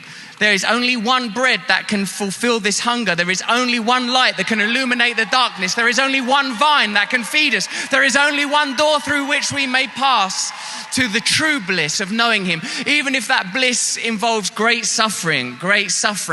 In the suffering we can join him. Not that his suffering wasn't complete and perfect. Not that his suffering didn't do for us everything that it needed to do. But if we can feel in our own suffering, and I know that there's so much suffering. I know from my own, and I feel yours too. And I know that the deepest truth is love. I know that any one of us could get involved in some petty spat at a traffic light, that any one of us could rub up against each other the wrong way, though I'd be very careful. This is Florida. There's concealed carry. I know that the deepest truth is love. I know that in your vulnerability, in your frailty, in your fragility is where that we can love one another. And I know that this is where the healing can come from. I know that he wants us vulnerable. That's where his strength can abide in us. So this is why I talk to you about previous elections and previous candidates and previous parties and the hypocrisies and their failures, because this is an important time. For when John gives the example of, talking to people that are never going to get down with Trump, because a lot of people are watching CNN, or a lot of people, not that many, some people, but it's still on, isn't it? They're trying their best. Pfizer's got to advertise somewhere. I'm saying that there's a particular burden upon us to be beautiful and to be forgiving. He tells us exactly what to do, isn't it? He tells us exactly what to do. It's not to be ardent and hostile. He only flipped over them tables for a little bit. We can't just stay in the perpetual flipping of the tables. We shouldn't be sitting at the tables that he flipped over, that's for sure. But love is his main message. Love, isn't it? And that's a duty, and it requires a diligence, and it isn't easy, is it, Tucker, to return to that love? Although you great, fearless, sockless madman, you seem to be able to do it. Oh, the best. All right, now I know. You having fun, Tucker? Are you having fun? Honestly, is it everything you thought it would be? Honestly, you get John Rich and Russell Brand. It's the best. I know, however, that a lot of people have to go back to soggy homes. There are people with fans going on in their living rooms right now. Oh, yeah. I want to end with each of you. I'm going to ask each of you to do something, and I hope you will. Things that I think you're great at. John, will you play a song for us of your choice? Sure. And Russell, will you send us out? I know it's only been 6 months, but you're great at it. In prayer after John's song. Yes, I'd be honored. All right. Can I just say before John sings, like John, when John went, I'm just a simple singer of simple country song. Like songs like Archangel Michael fighting the devil outside a church. He's not singing like about heartbreak, is he? Like a Mustang. Sing simple songs about Armageddon.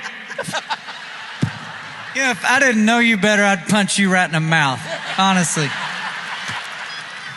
What he doesn't know is I'm taking advantage of that concealed carry law. Y'all knew what I meant by that, right? Well, it's been a great conversation, Tucker. Thank you for having us up here and all these people who care about our country for showing up. I thought I'd end it with something we could all laugh about. Is that okay with you, Russell, since you're... I've become good friends with this guy better by every conversation and text. He's legit, man. He ain't kidding at all. I'm so proud of him. We're lucky to have him on our side. Okay. This is a song called I'm Offended. And it goes like this. It seems like these days, no matter what you say, someone's losing their ever-loving mind. It's like they're looking for a reason to have their fragile feelings hurt every single time. My country truck, I gas it up. You got your fancy Tesla hooked up to a plug. I know you're mad, you think I'm bad, 'cause I'm breathing free at last and you're still stuck behind your mask and I'm offended. You're offended. Let's all get offended tonight. Come on. I'll order us a beer. We can sit down right here and scream and yell and cuss and fuss and fight. Now hang on just a minute. You can't amend the First Amendment. You're offended. I defend it all the time. So let's take another sip. Don't hold back and let it rip, 'cause in the end you'll be left and I'll be right. And I'm offended. You're offended. Let's all get offended tonight. I'll order us a beer. We can sit down right here and scream and yell and cuss and fuss and fight. I like to shoot my .22. Somehow it seems to always trigger you. Bang, bang. I pray to God you think that's odd, 'cause you say he don't exist. So why are you so pissed? I'm offended. Come on now. You're offended. Let's all get offended tonight. I'll order us a beer. We can sit down right here and scream and yell and cuss and fuss and fight. I'll order us a beer. We can sit down right here and scream and yell and cuss and fuss and fight.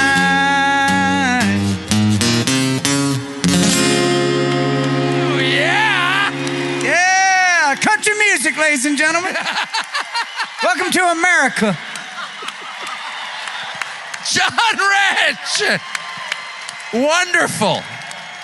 That's so, I wish I could do that. That is so cool. All right, Russell Brand, would you do us the honor of ending this evening on a prayerful note? Yes, thank you. I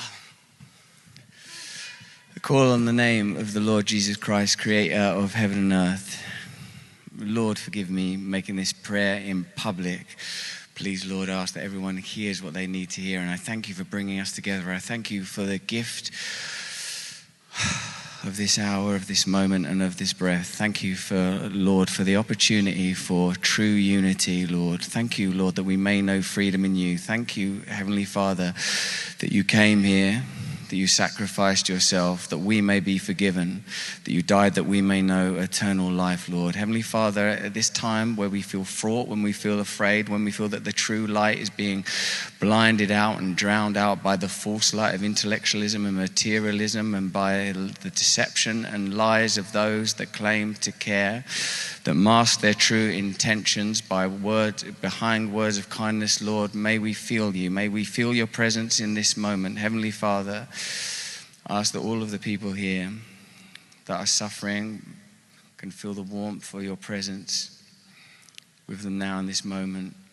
And I ask that as we approach this election, with all of this violence that there is in the world, with all of the war that there is in the world at the moment, with all of this conflict, with all of this contradiction and hypocrisy, Lord, I ask that you show us a way, that you show us a path, because it's only you that can show us. Lord, I'm thankful to you that we are brothers and sisters here together. And I ask that all of you, would you join me now using the prayer that he taught us? And don't be embarrassed if you say thou or you or however you say it. Please join me, all of you, in the Lord's Prayer. Our Father, who art in heaven, hallowed be thy name. Thy kingdom come, thy will be done, on earth as it is in heaven. Give us this day our daily bread, and forgive us our trespasses, as we forgive those who trespass against us. And lead us not into temptation, but deliver us from evil. For thine is the kingdom, the power, and the glory, forever and ever. Amen. Thank you, Lord. Amen. Any prayer that starts with thanks is a good prayer. Gentlemen, thank you very much. And thank you all for coming out in the middle of a storm. I appreciate it.